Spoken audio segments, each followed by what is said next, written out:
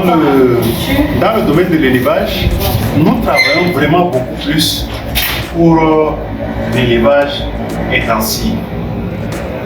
Dans le Sahel et au Tchad surtout, à cause des changements climatiques et du mode d'élevage qui est extensif, on a beaucoup de difficultés et on est face à ce qu'on appelle le conflit éleveur-agriculteur qui prend vraiment de l'ampleur inquiétante ces dernières années. Et l'association travaille d'arrache-pied pour voir comment amener les éleveurs à faire ce qu'on appelle l'élevage intensif.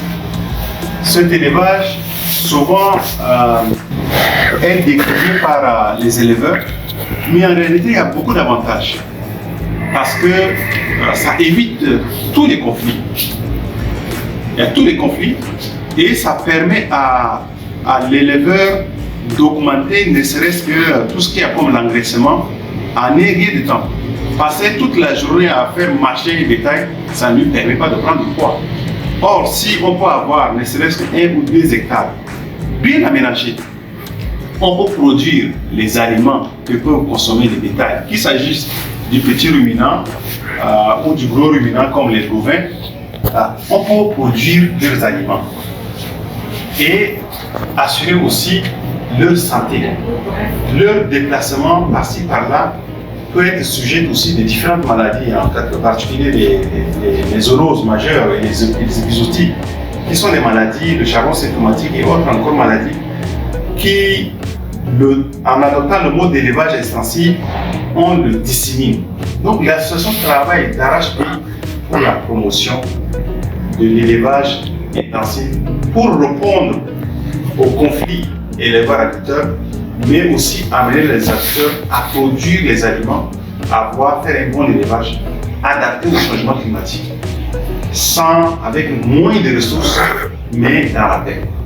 Voilà un peu ce que nous faisons dans le domaine de l'élevage, mais nous les accompagnons aussi, à s'organiser en groupement, en coopérative, pourquoi pas, parce que l'élevage rapporte beaucoup d'argent, beaucoup de devises au pays.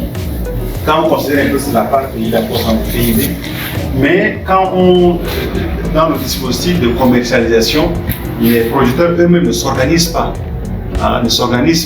Souvent ils vendent ce bétail-là à l'extérieur du pays, comme au Cameroun et au Nigeria, à perte. Donc l'association travaille pour qu'ils commencent à amener ces éleveurs à s'organiser et mieux vendre, et pourquoi pas mieux vendre en réseau, à travers les NT. Il faut communiquer avec les demandeurs ou encore les grands consommateurs depuis le Nigeria ou au Cameroun et à s'assurer un peu de leur vente avant de se déplacer. Donc voilà un peu ce que nous faisons dans le domaine de l'élevage et pour cela nous nous accentuons beaucoup plus, nous travaillons beaucoup plus dans la zone méridionale mais aussi dans la zone sahélienne où la question des ressources naturelles est un problème. Et non seulement est un problème, mais est source de conflit entre éleveurs et agriculteurs et quelquefois entre les éleveurs